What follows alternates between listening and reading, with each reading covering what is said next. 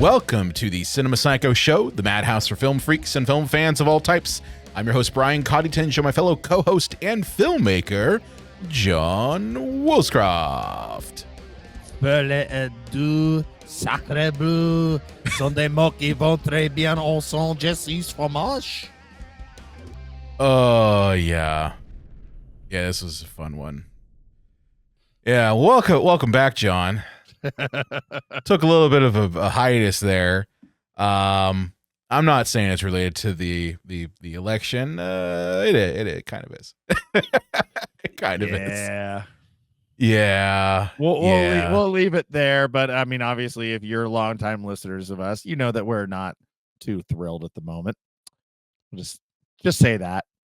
Yeah, that's what we're gonna go with. We're gonna talk about it. Joker. Yeah, so don't worry about it. I've been avoiding any type of political news or any of the people I follow on YouTube for quite a while. I need a break. I'm sure all of you who listen to the show need a break too. So we're going to talk about a movie that came out before the election, and just talk about Joker 2: Electric Boogaloo. Yeah. But before that, I did want to make a little bit of a mini announcement. Okay, this is pretty cool, right? This is cool, right? Yep, super cool Monday. All right. So we've been on Twitter since, and I'm gonna call it Twitter because that's what it fucking is. We've been on Twitter since the very beginning, and you know, we haven't really used Twitter in a while, and just part of it just being kind of just seeing kind of the landscape of Twitter. We really don't feel that this show has a place there anymore. So what we're planning on doing, and this isn't going to be like immediate. This is going to be like right now, we're cutting the snake's head off. No, we are planning on taking our podcast channel off of Twitter. So if you follow us on Twitter, which I don't know why you do, but if you do, we're going to be removing ourselves off of Twitter and doing something a little bit different. We do have a Discord channel. We do have a Facebook group. We have Instagram. We have Threads. So we have multiple ways of getting in touch with us, and we're going to keep those still going. Yeah, that's right. We do have a TikTok, right? John, have you actually been on the TikTok channel? No, I only watch high school girls doing dance moves. I mean, whoops, kind of creepy. It's getting real. That's getting really real there, John. No, I am on TikTok, but barely. Yeah, for however long that's around. So my whole point is that we're going to have multiple ways of being able to still engage with the podcast, engage with us, and really foster community. But outside of that, if I'm taking something away from you all, like Twitter, I want to give something back. So here is something really cool. We've had a newsletter that I've been very terrible at trying to keep going for a long time. If you subscribe to the Psycho Show newsletter, thank you for doing that. I'm terrible at keeping track of it, and I'm terrible at implementing it. And so I'm trying to revamp that. Since we now have Twitter, it's going to be gone. I've come up with a really cool idea. So this podcast comes out usually on Wednesdays. I try to make it Wednesdays. Sometimes I'm not successful in that, but I try to keep it at Wednesdays. I'm planning on putting out now a weekly newsletter that recaps our episode that comes out on Wednesdays, gives you all a preview of what we're going to be covering next week. So subscribers to the newsletter, you will be the first to know what movie or topic or interview we've got down the pipe, because we actually do plan, right, John? Like, we're not just like shooting from the hip sometimes. Yep. I mean, we do plan. Sometimes we'll go, I'll be like, hey, Brian, we have a topic episode with question marks, but normally everything is mapped out. Yeah. At the beginning of the year. Yeah. So we're professionals. But I've got something really cool that is only going to be in the newsletter. Okay. So oftentimes there are things that are happening in the entertainment world, be it TV, movies, whatever, that really don't fit necessarily within kind of the paradigm of our podcast. Okay. Like John and I, we were talking just a moment ago before we started recording about the Penguin series finale, season finale. I was thinking the season finale or series finale, but we were talking about the Penguin season finale, and I was like, man, this is so cool. So those sorts of things don't fit for a full episode, but I still want to put those out there because those are cool. So what I'm planning on doing is that if you subscribe to the newsletter, okay, and I'm going to put a link to this today, okay, you will get access to those weekly episode recaps, right? But in them will actually be a very short, we're talking like maybe 5 minutes tops, extra bonus, unedited, raw, like really raw, extra conversation of John and I talking about whatever. It could be movie related, it could be TV show related, it could be just whatever the hell's going on in our lives. It's uncut, it's uncensored, and it is only going to exist on the newsletter. That is the only place that you'll be able to get it. This is not an audio only thing. This is going to be strictly video, okay? But you'll only be able to access it if you are in the newsletter. All right, we're calling it Uncut Reels, okay? So click the link in the show notes right now so that you can be the first to actually get those new episodes. They're going to be rolling out, not this week, because we're announcing it this week, but next week will be the first one. So next Friday. Did I miss anything, John? No, I think you hit it right on the head, and it will be uncut. So, you might hear it.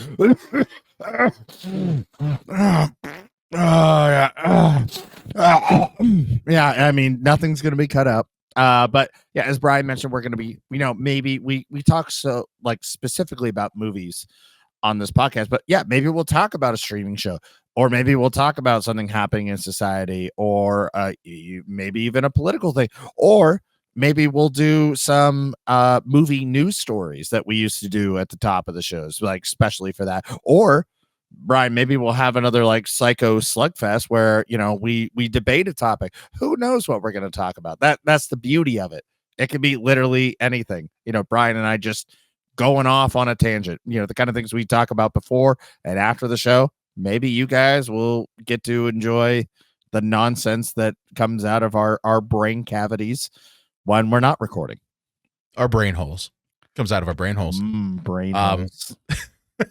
Yeah. So again, this is only those bonus episodes, those uncut reels, as they're going to be called, will only be on the newsletter. I need to stress that. Okay. They're only going to be accessed on the newsletter. That is where you have to go to be able to find them. They'll be out every week after an episode drops. Okay. So expect it on Fridays. That's when I'm planning on putting these out. But I'm doing it mainly also to have consistency to push me to continuously put the newsletter out, because I know I'm terrible with that. I toyed with the idea of like, oh, well, I'll just do monthly. And I'm like, nah, if I do monthly, I'm going to forget and I'm going to not do it. And it's going to hurt you all. So I think weekly, just as a short little recap of our episode, if you missed it, maybe you, for whatever reason, you didn't get it on your Apple Podcast app, you didn't get it on Spotify, guess what? We're going to remind you again that, hey, go listen to our episode. And then, yes, if you subscribe to us, you will get a very special bonus uncut reel discussion with John and myself. I think that's enough self-promotion there, right? Enough, yeah. Flogging, self-flatulating. Self-flogging. So with that said, we're going to be talking about Joker Folie. I'll be honest with you, John. I was really looking forward to this movie when I saw the trailer. Weren't you? I was so very intrigued because long before the trailer, I heard that it was going to be a musical, and I went, okay, I'm in, because it takes a sack to make something so out there compared to the original. Like, I was like, okay, this is going to kind of be like Gremlins 2 of Joker. Like, you're going to make a musical. I'm like, all right, let's see what you got. That was kind of my point of view too.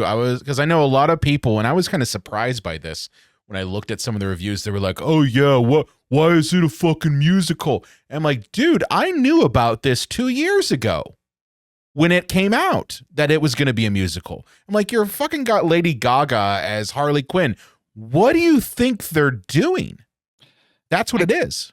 I guess maybe not everybody follows the dirt sheets, so to speak, on what's going on in movies, like we do. But I really didn't have to dig that far to know that this was going to be a musical. It's kind of was out there. If you've even Googled Joker, the original, I'm surprised you didn't get people that are upset that it was a musical didn't get a notification in Google like, here's a headline, Joker 2 is a musical. Look at me. Click on me, So I'm surprised a lot of people missed it. Well, not even that, John. Like my whole point is that the people who were most upset about this movie were the fans of the original. And I tend to think that the fans of the original, because of just the way our culture is and because of the way that our media landscape is, you know about what a movie's going to be, whether or not you follow the dirt sheets, as you call them, or the trades or anything like that. You already know, because every blogger, every streamer, every YouTuber, every podcast is going to talk about that, because that is what the news du jour of the day comes out. So like, you're going to tell me that like the fans didn't know this was going to be a musical? Like, that's the same thing as like saying like, oh, the fans of Ghostbusters didn't know that Ghostbusters Answered the Call was going to have women in it. It's like, no, it was clearly told years prior this is what they were doing. So I almost go like, did they just have mass amnesia for 2 years? Is that it? I think that this movie is absolutely a response to people that maybe took the original film the wrong way. I think there were a lot of people that kind of saw the Joker as a hero.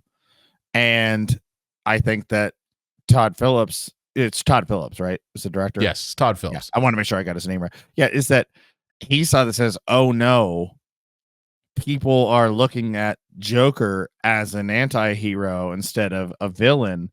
And it's the same kind of people that see Tyler Durden and Jordan Belfort as like, these guys just get me. Like, I admire them so much. And it's like, no, you don't understand. They're not heroes. They're the villain. Yes, maybe they're charismatic, but you're not supposed to like them or see yourself in them. Like, you're missing the point. It's kind of like Falling Down with Michael Douglas. Like, you can maybe understand why he snaps, but his behavior is not acceptable. He is the villain, and he understands that at the end of the movie. But I think that, the director here was just kind of appalled by how many people kind of missed the point of the first film, that this was almost kind of a redo or a response to that. Some people might say, oh, it's a fuck you to the audience. No, it's not a fuck you. It's a no, you missed the point. I get that. But to play devil's advocate, okay, because I really do think that they're, whatever response the audience has to be built from something. Okay. It's built from what the filmmaker decides to inject in the story and in the character. Todd Phillips could have very easily, with Joker, what was it, 2019 when it came out? I think so. Yeah. So with that one, he could have very easily just made it a strictly a, gangster movie. Then, he becomes the Joker, blah, blah, blah. Could have made it very paper thin like that. But for people who are like, well, I sympathize with the Joker. The problem is that what Todd Phillips gives us in that movie is a more sympathetic Joker, is someone that we can see ourselves. And like I'll be the first to put it, I was bullied in high school. So when I'm seeing Arthur Fleck get bullied by Wall Street scumbags, yeah, I can kind of understand where he's going through. And I think there's some reality there. I also think that because of the time period this takes place in, 1980s America, okay, you are looking at the haves and have-nots, the 1%. You're looking at the financial struggle that I think a large portion of the population in our time can relate to.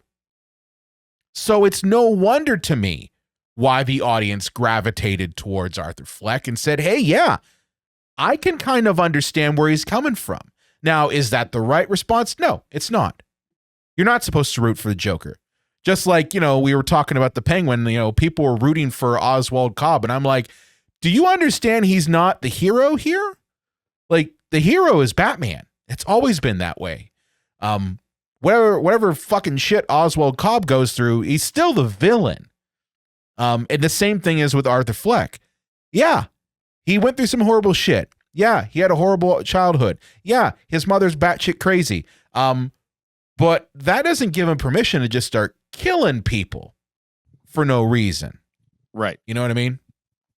And I think people forget that this Joker movie is one of their like kind of alternate universe what ifs. And you see this in comic books all the time. There's a term for those that don't know, like canon versus non-canon. Like, if there's a comic book where Batman dies, it's considered non-canon. It's like almost a what if this was a universe where Batman died and Robin became Batman, yada, yada, yada. That this Joker is not supposed to be your stereotypical Joker. It's supposed to be a standalone what if universe. And Arthur Fleck isn't, Heath Ledger's Joker. He's not Jack Nicholson's Joker. He's not the animated series Joker. Like, he's a completely different take on the character.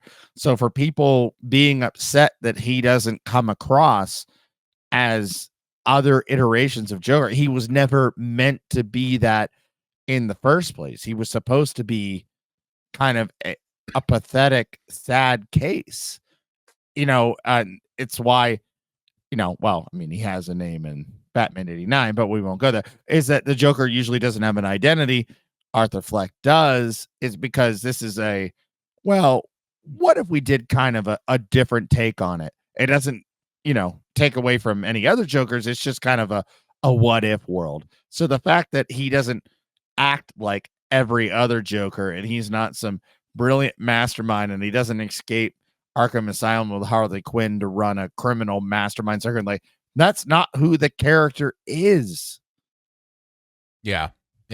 I think also, I'm curious to think about your thoughts on this. Do you think part of this has to do with fan expectations?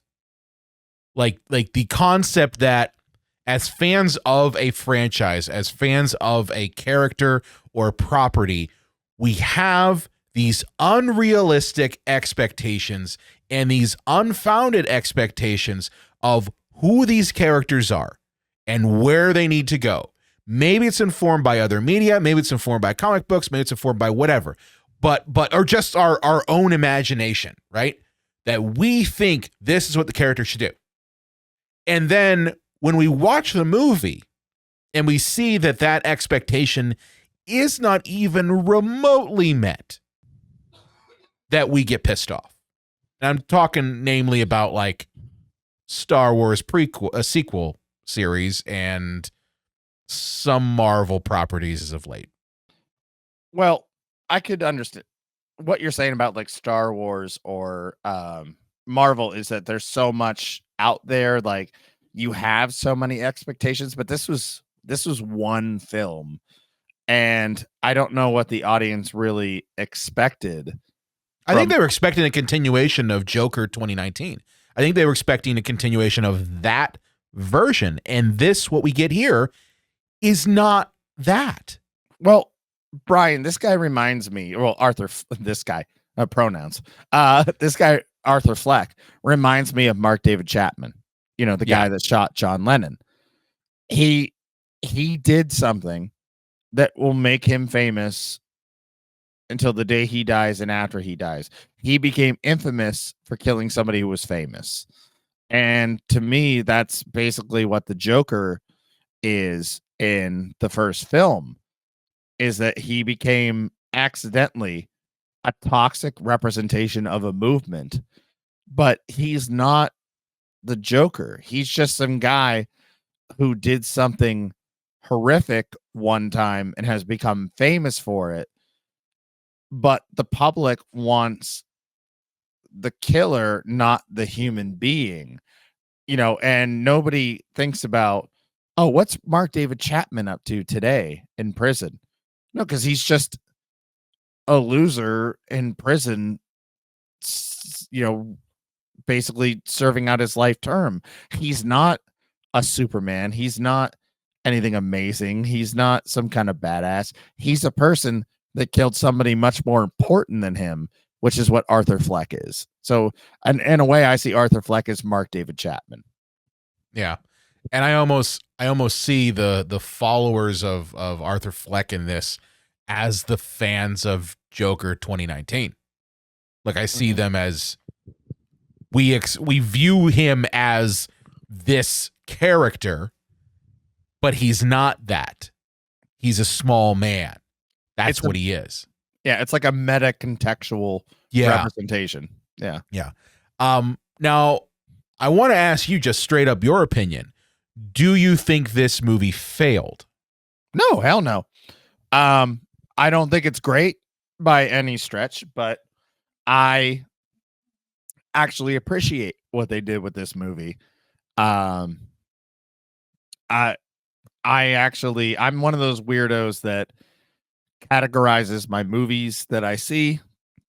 I give them a rating, and then I create like my top and bottom list, and then you'll all hear about it in January. But this movie came in around like 23rd my favorite movies of the year. That's pretty high. It's pretty high for you.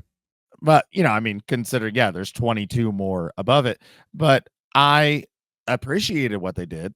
I thought it was brave. I thought it was bold. I thought it was an interesting attempt. I had a lot of issues with the movie. I'm not going to pretend that I think it's like fantastic, but no, I think it is so far beyond a failure. It's not even funny. I think it's actually a brave continuation to not give in to a bunch of incels that are like, no, I want Joker around killing a bunch of Wall Street people because I have a bunch of inner demons myself. Yeah, I mean, I don't give it nearly as high of a mark, honestly, John. I appreciate it for what it is. I appreciate it for things like its cinematography. I appreciate it for its characterization of Arthur Fleck in this. I'm not going to discount that. I actually like the musical elements in it because it gives you kind of this very, kind of a weird look at this person's mind, which we got glimpses of in the 2019 version, right? But it's kind of very much in your face. What I see problematic with, though, and this is not necessarily a fault of the film, but it's a fault of the environment that we're in when it comes to movies around comic books and superheroes, is that you can't put a movie like this out when you've got a rabid fan base that is being fed things in relation to that media that are counter to it. What do I mean by that? Well, James Gunn takes over DC Films and he's putting out stuff about Superman and saying like, yeah, we're going to have brand new Superman and we're going to have brand new Batman. And, oh yeah, the Penguin series is now up. So you're getting all of this media that's telling you and feeding that fan base. And then you throw in this, which is so beyond the pale from it that it's almost set up for failure. You know what I mean? So I don't know if this movie necessarily failed because it was a bad film. I think it failed because the audience isn't there for it and doesn't understand it and is so used to things being spoon-fed to it that I think that's why it failed at the box office. I think even something, I agree with you, but I think even something more simple is I don't think a lot of people like musicals. I could have told you that one. You that one. And even if they knew going into it, some people who aren't musical fans could end up watching this and be like, this is bullshit, because they just don't like Rent Chicago, Oklahoma, Fiddler on the Roof, whatever the fuck, and I'm a big proponent of musicals. I like them actually to watch them on stage. I think very few films of musicals have achieved, because it's a completely different medium, but I'll just leave it there. But I think a lot of people will watch this and see the musical numbers and go, when are we going to get to the fireworks factory, which is a Simpsons joke. Like, when are we going to get back to, like, the big plot points? And I can understand some people getting frustrated with that if they're not musical people. I am, but I can understand how some people be like, I'm bored by this. When are we going to get back to, like, the main plot? And and I would say, even as a musical guy, to wrap up my point here, is that I thought all of the musical numbers could have and should have been shortened. Oh yeah. Yeah, I agree with that. I am not a musical person. I will be the first to tell you that. I really don't care for musicals. It's just not my thing. I think the only one that I actually enjoyed was Sweeney Todd. And that's because it's horror, blood, and gore, and Tim Burton. One of his rare, like, hey, before he got his little revival of Beetlejuice, and before he had his failings with, all of the, what the hell was it? Alice in Wonderland movies. Yeah. He had Sweeney Todd. And I'm like, that's his last good one before all this shit happened, went downhill.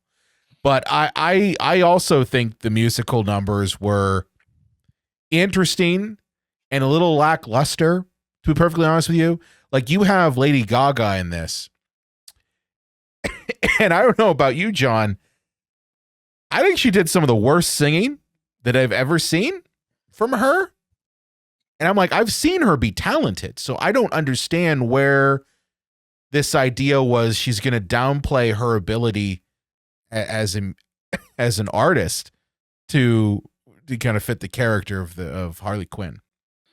I think it might be having to match somebody that's not as talented as you. Like, I imagine if I was a Make-A-Wish kid and I want to play one-on-one with Michael Jordan, bless Michael Jordan's heart, he's going to pretend like he doesn't understand how basketball works so I can make a couple of hoops. I think that Joaquin Phoenix is not a professional singer, so I think that she brings herself down to him. But that doesn't make any sense to me for one reason. And it is, this is supposed to be inside of Arthur's brain. We're looking inside his mind. So you're talking about the movie, not Joaquin Phoenix's ability to sing. Well, right. I'm talking about in the world of the movie, okay? Yeah. In the world of the movie, every single time that we're seeing, say, Joaquin Phoenix and Lady Gaga, and they're singing and doing the musical side of it, that's inside his mind. So then the rules of, just the rules of the world kind of change. So I'm like, why couldn't Lady Gaga actually sing like a professional instead of do this very restrained, very broken up? And maybe it is because she's trying to meet Joaquin Phoenix, but I also look at it as it's kind of a cop-out. And it's kind of a failing of having someone like Lady Gaga in your movie, right? If you've got her in your movie, why the hell would you not use her? So that made no sense to me. I did think they were a little bit long, but I didn't find them so distracting. There are some people who literally were like, I just want, as you said, the fireworks show, or I just want to get on with it. And they couldn't stand the musical parts. I'm like, I didn't find it that bad. I mean, I didn't either, but the only one that I would maybe say is when they had the Sonny and Cher show. Yeah, that part was stupid. It's like that went on too long. That part was stupid. It makes me think of when Arthur Fleck in the movie meets Harley Quinn, who is an inmate at an other end of the facility, and she says how much she admires Arthur and thinks he's so great, and for the first time in his life he's had a woman that is shown him any type of affection other than, well, I don't want to say other than his mother, because his mother, well, you know, Gross. if you've seen the Gross. first one. Gross shit. But yeah, is that he starts singing like, suddenly there's somebody who needs me, and it goes on for maybe 30, 35 seconds, but I think it could have gone on for maybe 15 seconds where all of a sudden you just hear, "Hey, Arthur, sit down. You're blocking the TV." It could have been brought back to reality a lot faster. And it could have shown that, oh, this movie, a lot of it's going to be in Arthur's head, but we don't have to sit through, this isn't Fosse. This isn't Sondheim. We don't have to sit through, these all the time elongated musical numbers, but it gives you an indication that there's going to be musical interludes because you're seeing things from the unreliable narrator's head who loves show business, as he showed in the first film. Right. Now, I did want to just kind of pivot a little bit to some of the characters in this. Yeah.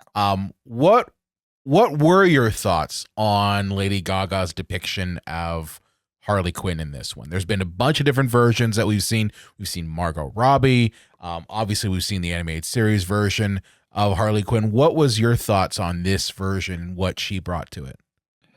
I like this version for two reasons. First, that she is an inmate. She has, well, what we originally think, before I saw the film, spoilers alert, that she has like severe emotional problems, that she deserves to be locked up. And I'm like, okay, that makes more sense than Joker is such a master manipulator. He takes a woman who has an 8-year degree in medical psychiatry / psychology, and that suddenly Joker, some Hannibal Lecter who just turns her insane. That kind of takes a lot of agency away from the woman, in my opinion, not to sound too overly woke here. But if she's an too woke, John, you're too woke. But for her to already be, not to be reductive, but a quote unquote crazy person by out society standards, I'm like, okay, that works for me. But also for the tables to be turned, because the only thing I don't like about Harley Quinn as a character, if we're going all the way back to the Batman the animated series where she was created and invented for, is that she's the product of constant domestic violence and abuse. And I think a lot of young girls like Harley Quinn, but the idea of them liking a character who is nothing more than a victim is kind of a bad thing to put out there. I saw it a lot when we had Margot Robbie, and for the Suicide Squad movie, like they kind of were trying to give her a bit more agency to sell Harley Quinn stuff at Hot Topic, instead of being like, yeah, hey, buy this, merchandise of a domestic violence victim. That I think her having the agency and her kind of manipulating Arthur, I'm like, okay, that's a lot better than this woman who is a horrific victim of sexual, physical, and emotional violence of the Joker. Yeah. I agree with everything you just said. The one thing, though, I'm going to point out, and this is something that I really do believe is true with this movie, is Harley in this movie is the fan base that wanted the Joker Folie to be exactly what the Joker 2019 was, and exactly what they wanted is, hey, yeah, this is the setup for the Batman villain. That is who Harley Quinn is in this movie.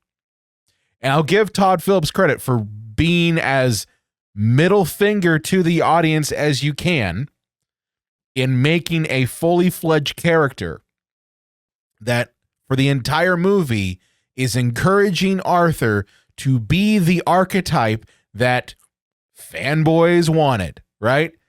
To be the Joker, to be the Shadow, as he says in the movie. And only to, at the very end, say, I don't want to do this anymore. And saying, like, I was wrong. And admit, like, yeah, no, I'm not that. And it's that point that Harley completely abandons him. And I'm like, this is the fan base. This is the fan base to a T, just personified in the movie. Like that, as you said, John, that's a sack there to do that to the people who are going to see your movie. But I was a big fan of the 2019 one. I don't know why I remember this, but I put it as my honorary mention on my top 10 list. A Joker was in my number 11. And I enjoyed it, but never once did I think that Arthur Fleck was anything but just a victim of circumstance, of a system. But I think you're in a minority, though, John. I think you're in the minority in that, because the vast majority of people were expecting any sequel to the Joker to be literally setting up this Elseworlds universe's Joker. Like, I think there was the thought process that, well, you've introduced Bruce Wayne as a young boy. You've introduced how Bruce Wayne's parents get murdered, right? Because they're murdered by a nameless Joker thug. Okay. So you've introduced this stuff, all of these little Easter eggs that I really think were more or less just done to appease the fan base. Winks. If anything else. Yeah. It's a wink and a nod at the audience. Like, yeah. Haha, remember how the Waynes got killed? You know, like, but those sorts of things, John, they set up expectations. And then when we get to a sequel, if those expectations aren't met, it pisses off the audience. And this movie, what it does is, brilliantly or mistakenly or not, it makes that expectation a core tenet of the film. I mean, this has always been an alternate universe version of this. So I don't understand why people are upset that it doesn't follow complete comic book lore. You know, like, this was supposed to be, you know, a what if Joker world. It's not, you know, it's not like Christopher Nolan, assuming Heath Ledger hadn't died, you know, went with, you know, The Dark Knight Rises, and Heath Ledger's Joker's doing musical numbers and went, I'm not actually crazy after all. My name is Tim Thompson, and I grew up in Vermont. And it's just like, what the fuck are you doing? This is always supposed to be, you know, playground, like, what if, you know, playground, what if? And like, these people are not cool and fascinating. They're fucking pathetic.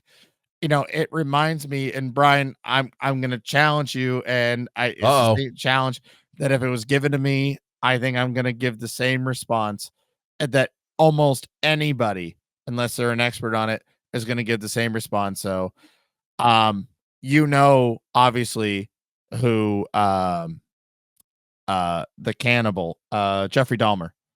Yes, I'm aware of Jeffrey. You know that. Can you name one of his victims? No, I can't either. You know, so I'm not putting Brian on the spot. I can't either. But because somebody so pathetic did something so horrific over such a long period of time, we all know the name Jeffrey Dahmer, whether, you know, it's just a name or we've done hours upon hours of research, whichever one you are, but we don't know the names of the victims. But Jeffrey Dahmer is just a pathetic, sad loser maniac who ruined lives. And some have said that the Dahmer TV show, to prop him up, even if it's accidentally, is in poor taste. And to make a sequel of Joker, to prop him up as some kind of accidental folk hero, would be doing the same disservice. Not literally. I mean, I'm I'm not being offensive when I say not literally, but just that it's more about the people that these people hurt than just their names. Yeah, they became infamous, so we're never going to forget them. But that doesn't mean that they have any great power, that they have any power whatsoever. And at the end of the day, they're just pathetic and sad. Yeah. Yeah. It almost reminds me a little bit about like people's obsession with true crime and true crime podcasts. And people like literally like I'll be the first to tell you, Lauren and I, we absolutely love our murder shows. That's what we call it. And I'm it's a guilty pleasure of mine. I love murder shows. That's just it. And I don't know why. It's intriguing. It also makes me want to lock my door at night. I mean, I do lock it at night, but I really want to lock it at night after watching those. But I mean, I think that our society at large, for whatever reason at all, is fascinated by the worst aspects of it. And I don't understand why. Maybe it's human nature. But I think like with the Joker especially, we see depictions like Heath Ledger's Joker. We see depictions like Jack Nicholson's Joker, even Cesar Romero's Joker. And there's always been a fascination with that character. It's why we're always drawn to it. And I think the reason why, just to play devil's advocate, John, why people kind of love the Joker and why they gravitate to him is because he's the anti-Batman. That's why. He's always been the anti-Batman. And, you know, sometimes people like rooting for the villain. You shouldn't, but sometimes they do. You know, or they at least want to see what formed the villain, right? So, I mean, I didn't have a problem with them deviating from that in this movie. I felt it made sense. And it also made sense in the grand scheme of saying, like, this was the proto-Joker. This was the catalyst, maybe, for whatever this universe's version of the real Joker is. Which that kind of leads me to the ending, which I think might be the most controversial part of this movie. Well, see, initially I thought this was going to be a standalone movie in 2019. I'm like, oh, that's what I thought too. It's an interesting idea. Yeah, they'll leave it. But then, you know, it made money, poo-pah, and they're like, we got to make a sequel. It kind of reminds me of like Home Alone 2. How in God's name do you create this scenario again? And the producers or the studio people were like, it was the 5th highest grossing movie of the year. Figure it out, assholes. So well, it's true. It's like, well, you know what? You can be left, home alone somewhere else, like on, you're trying to get to a plane in pre 9/11 days. Things can happen. So, yeah, I think the ending of this movie, it reminds me of like that George Lucas thing. It's like poetry. It's like they rhyme. The ending had, oh no, the Waynes, the rich people, have to leave during a riot, and they go down the alley, and it's like, I know this. I've seen this before. This is where the Waynes die. And so you need kind of a poetic end to Arthur Fleck stuff, who I never thought was supposed to be the Joker, because this isn't in a universe where there is the Joker. It's a fucking side story, guys. Calm down. But yeah, the ending has somebody killing Arthur Fleck, who's been in the background the entire time. Then he cuts his mouth so he can be the Joker. Yada, yada, yada. I don't even know if they planned to make a third one if this movie had been profitable, but it wasn't. So we're not going to ever see that, nor do I think we needed it anyways, even if this movie had been profitable. Yeah, whatever. You sound so defeated, John. I mean, yeah, obviously he wasn't the quote unquote real Joker, but I don't think there is a quote unquote real Joker in this universe. I think that the person who killed him is. That's who I think it is. Right. But do we need a real Joker in this universe? I mean, you have a real Batman. You have a young Bruce Wayne. You have everything that leads to that. I mean, there's nothing to tell me that the circumstances of Batman becoming Batman don't happen in this universe, right? Like that's gonna happen. We've seen it. We've seen those winks, nudge, haha, look, it's coming. Those things happen. So I think if you're gonna have a Batman, there has to be a Joker because they're the yin and yang. They're the reasons why they're there. Yes, there are others in the Rogues Gallery, but they're not nearly as important to the character of Batman than the Joker. Well, right. It reminds me of, have you seen the Harley Quinn animated series that's for adults? I have not. Well, they play fast and loose with everything left and right because it's a Harley Quinn animated show for adults. Who cares? This isn't, canon. This isn't comic book accurate. Doesn't matter. And one of the characters, Bane, is an absolute embarrassment doofus. And I think it's because probably the voice, and the mask.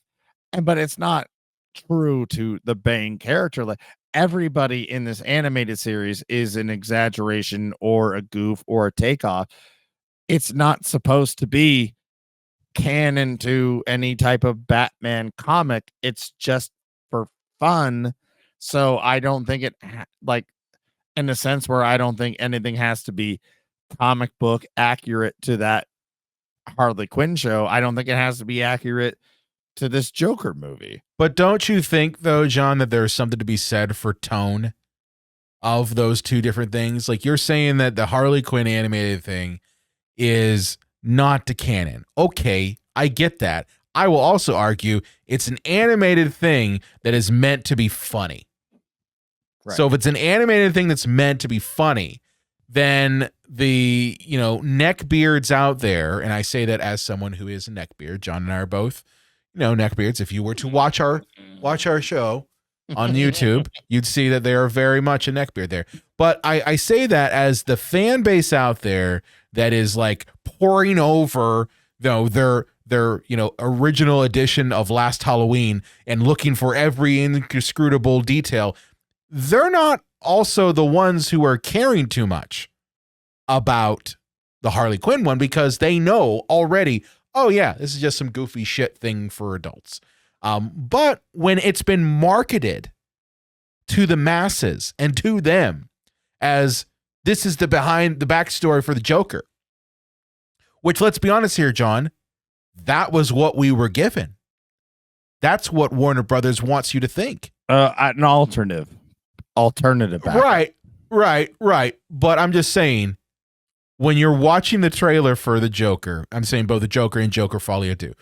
When you're watching them and when you're looking at the marketing materials, there's no one in that marketing material saying this is an alternate version. This isn't to be taken as canon. I've always thought it's supposed to be. Well, I'm just saying you're in a minority, John. No. The vast majority of the fan base is looking at these movies going, this is the behind the scenes of this Joker. This is the story of this Joker. I'm expecting that certain things are going to happen. And if those expectations aren't met, well, fuck this, I'm done. And I think that is what happened here. This is the same shit as Marvel saying these are all the cameos that are going to be in Doctor Strange Multiverse of Madness and dripping that shit out on Reddit. And so everyone and their mother is expecting Tom Cruise to be, Invincible Iron Man or whatever the fuck shit it is. So like when that's not met, what happens? I'm pissed off. I'm taking my ball and going home. So like there is a responsibility on the part of Warner Brothers and DC and how they are presenting this shit because they knew what movie they had. They knew the movie they were making. They chose to appeal to the lowest common information denominator and make it seem like this was the definitive Joker story. And it blew up in their faces. See, I never saw it as the utmost BOst of Joker stories. In fact, I kind of hate the ending for that. The idea of like, well, the real Joker who was influenced by because that to me even kind of shits on the idea of the Joker.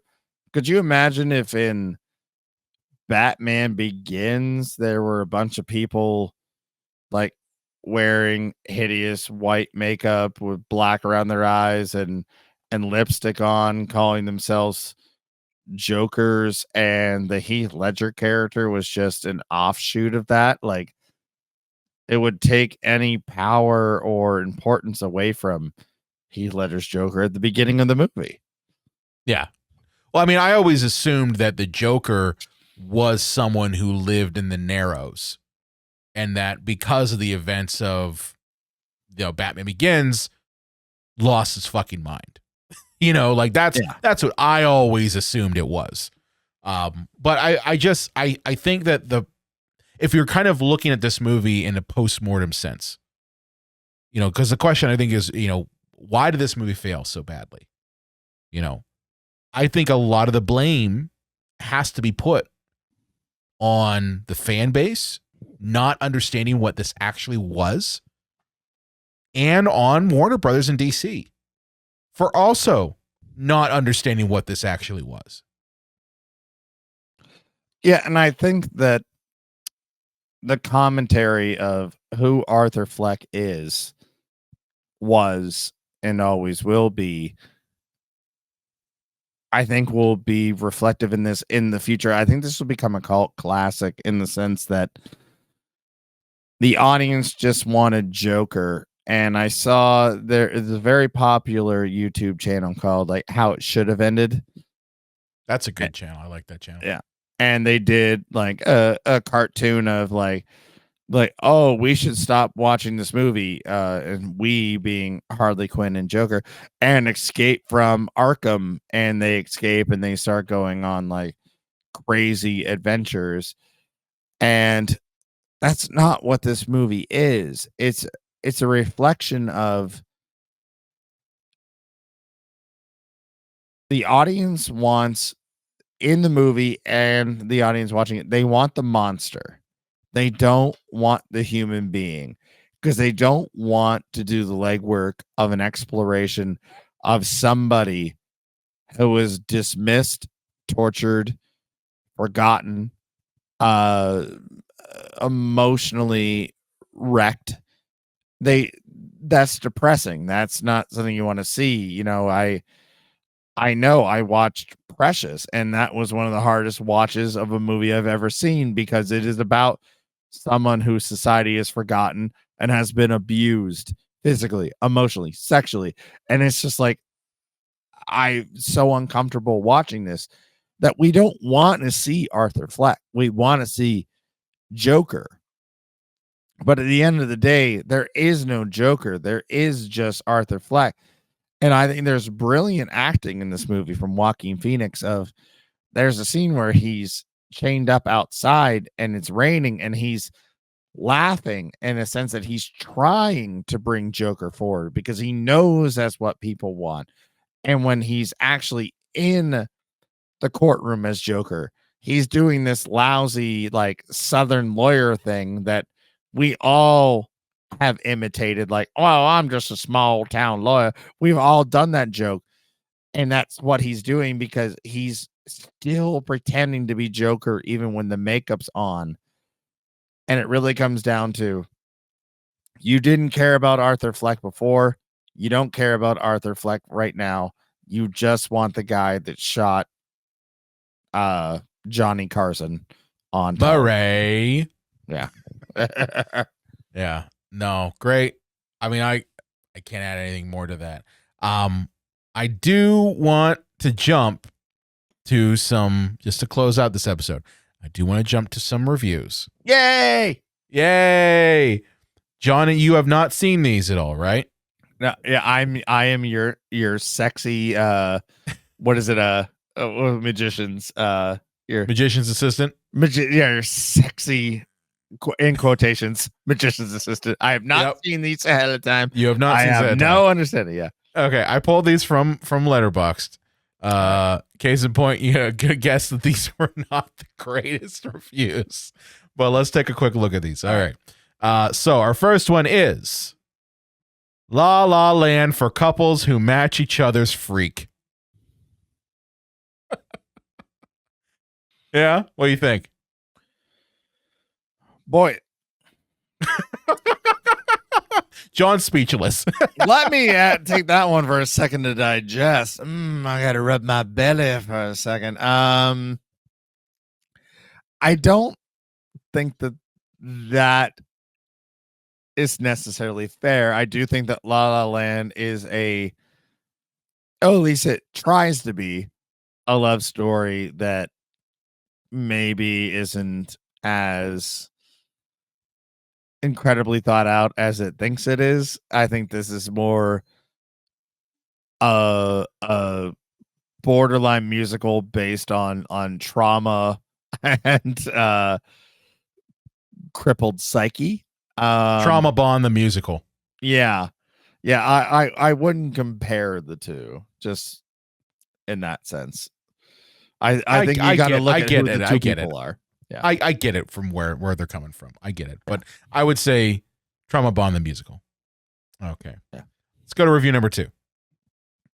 This is like when that one mediocre kid somehow got 100% on a test, but everyone knew it was just because he copied the actual smart kid. But then the smart kid changed seats, so he went on to get a 0.5% on the next test because he couldn't rip anyone off anymore. All this to say, this was fucking trash. Ouch. Ouch, ouch, ouch. So what they're saying there is that the original Joker copied Taxi Driver? I think that's what they're getting at, is that because it copied Taxi Driver and the King of Comedy, and that obviously worked out well, and because with the sequel they decided, yeah, we're going to switch places and not copy anyone else or copy a musical, that's why this thing failed. You know. Well, so why couldn't, by that sense, the second film copy Sweeney Todd and Phantom? Yeah. There you go. I mean, they're still musicals.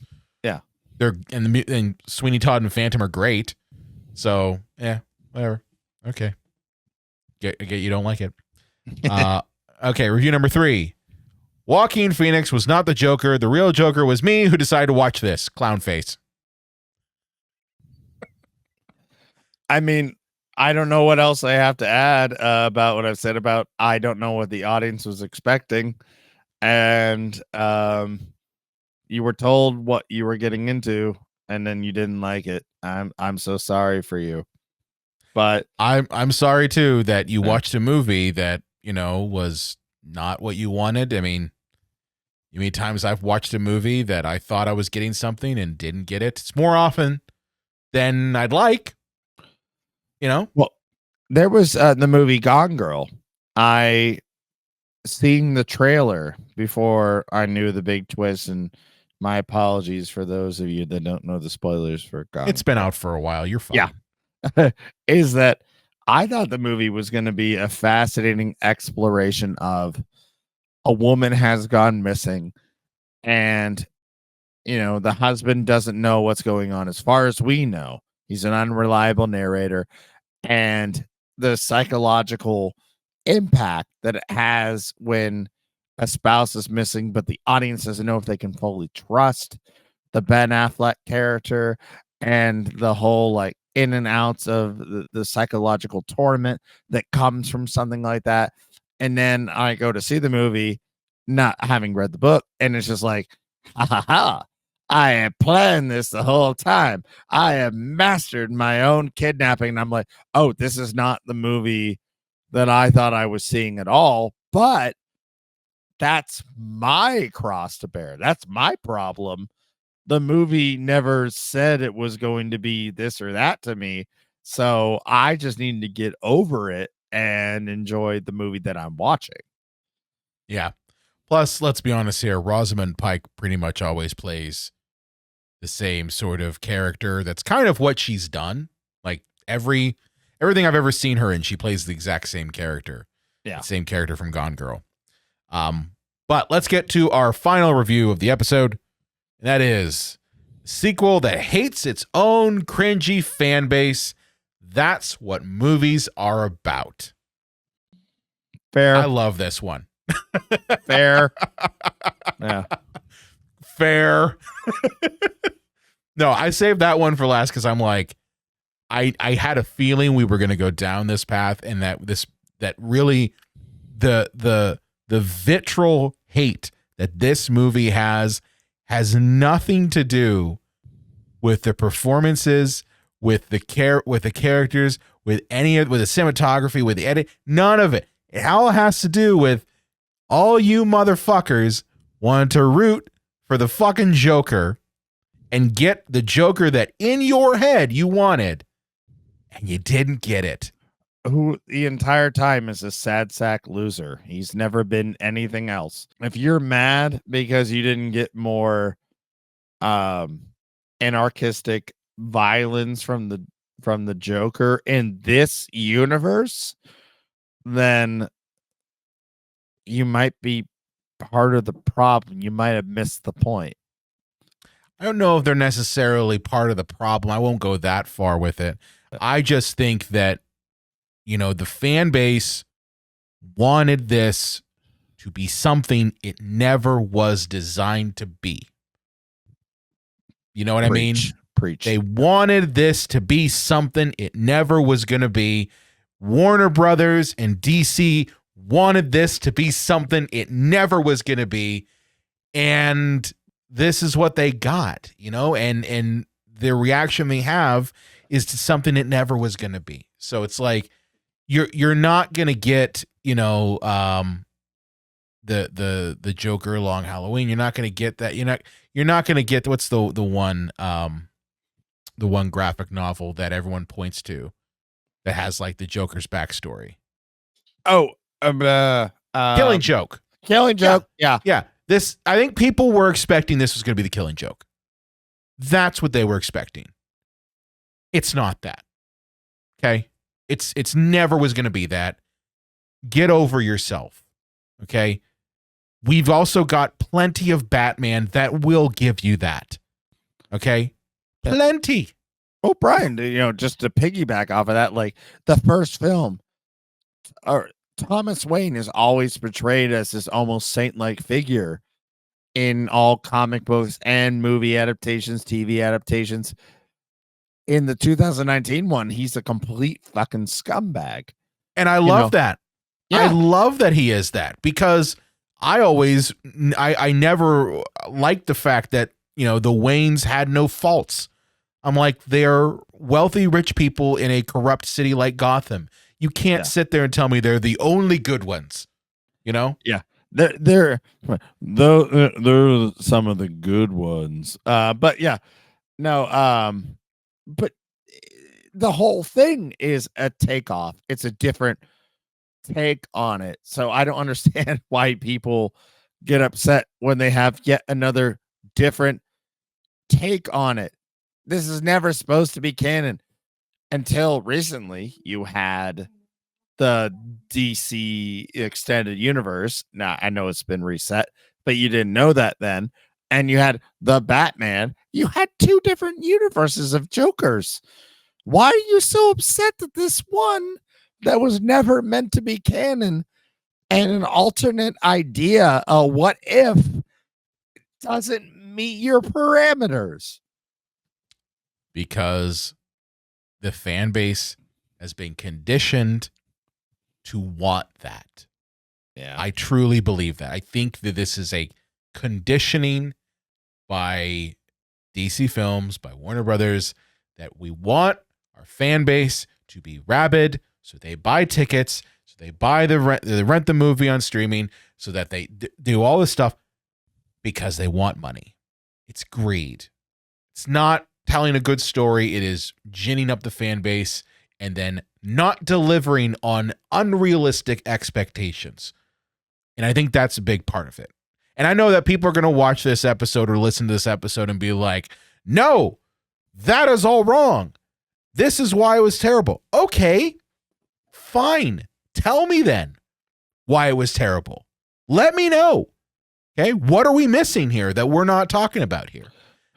Well, as Brian mentioned at the top of the episode, we are going to be doing some newsletter videos. So if you guys present your arguments with them about why we're wrong, we will very respectfully debate those and release it on the fucking newsletter. There you go. There you go. Respond to us. Let us know. We will respond in kind, and we will, if you want, put out your handle. Yeah, and as long as you aren't a dick, you know. yeah. If you're just that's trolling. the key. If you're just gonna say you guys are fucking stupid, I'm not responding to that. You know, I'm not, and whatever. You know, I've had people who said that to our stuff. I'm not responding to that. But yeah, if you honestly are like, hey, you know, Brian, John, I don't get your point of view. This is why I don't like it. Okay, I'm open to seeing things from other sides of it. Tell me why. Tell us, let us know why is this movie so bad?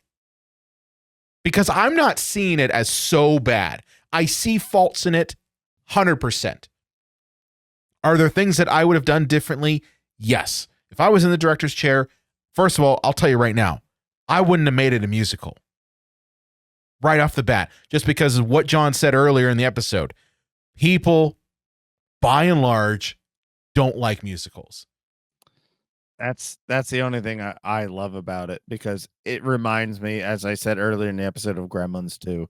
It's just they went balls to the wall, and there's a catch-22 of trailers, or not trailers, I'm sorry, sequels, is that you can either make the movie exactly the same as the original and just be people come at you and being like, oh, you just made the same movie again.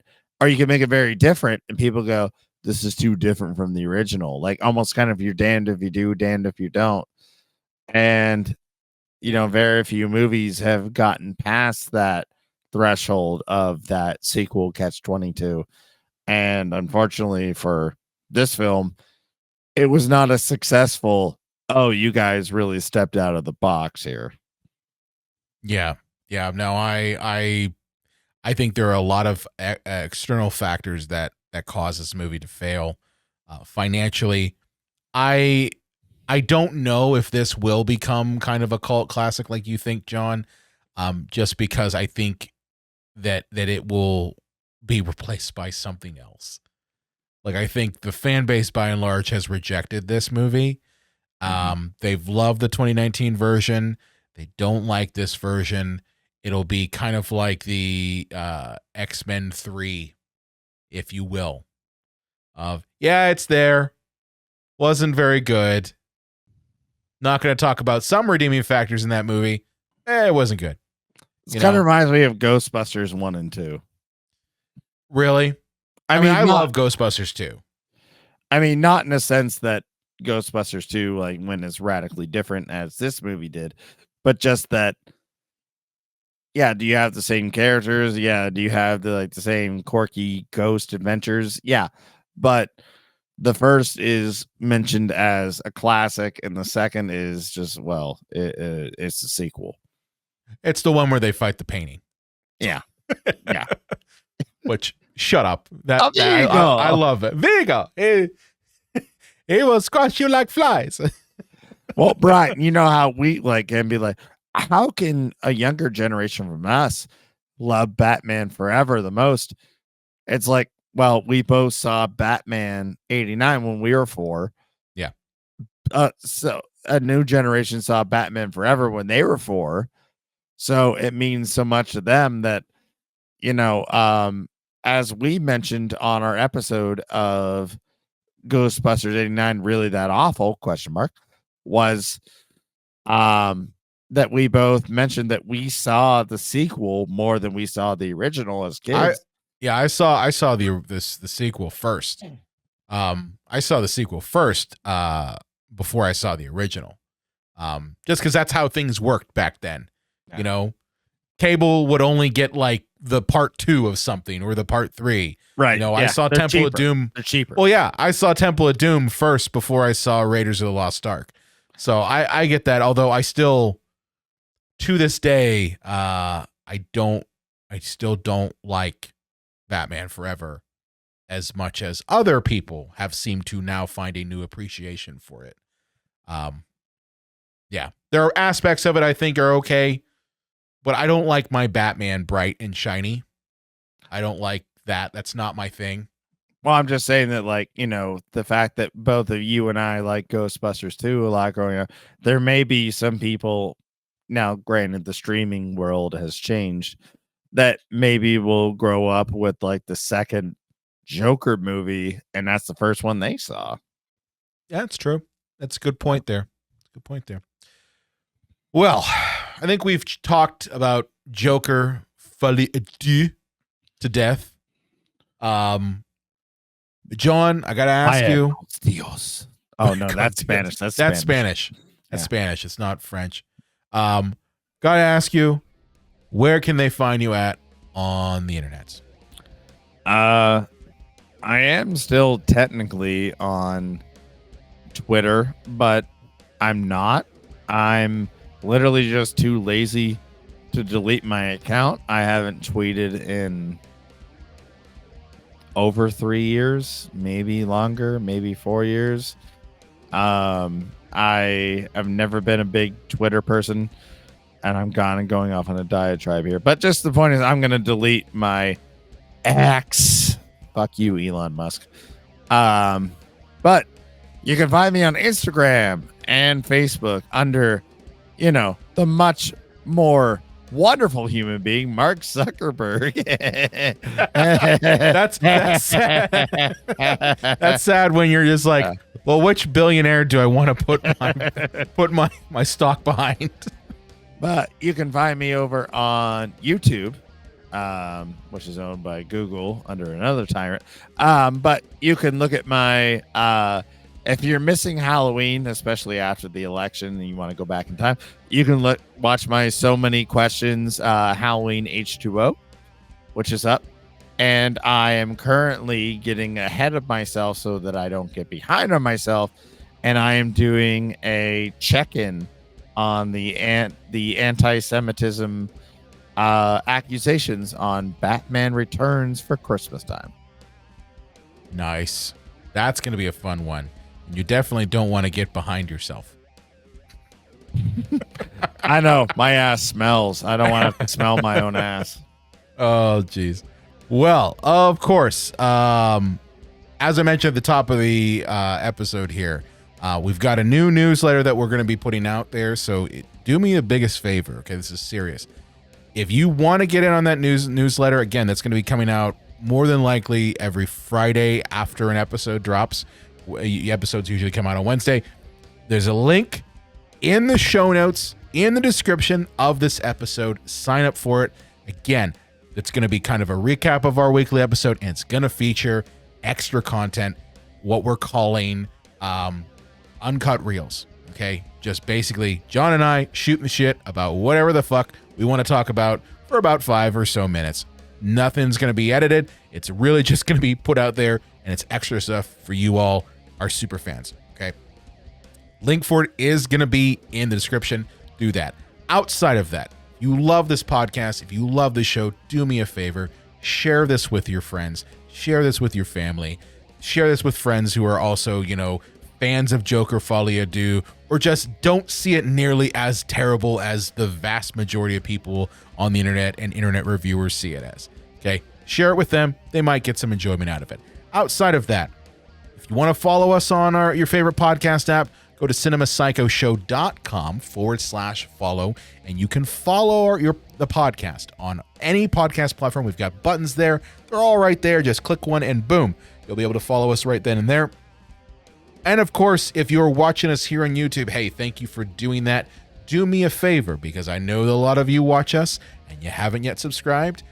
Click that subscribe button, click that follow button, click that bell, because all of those things help us out, help get the podcast growing on YouTube, and that really, truly helps us out. I appreciate you for doing that. With that said, we will see you next time. Beignet, coq au vin, beef bourguignon, horse divorce.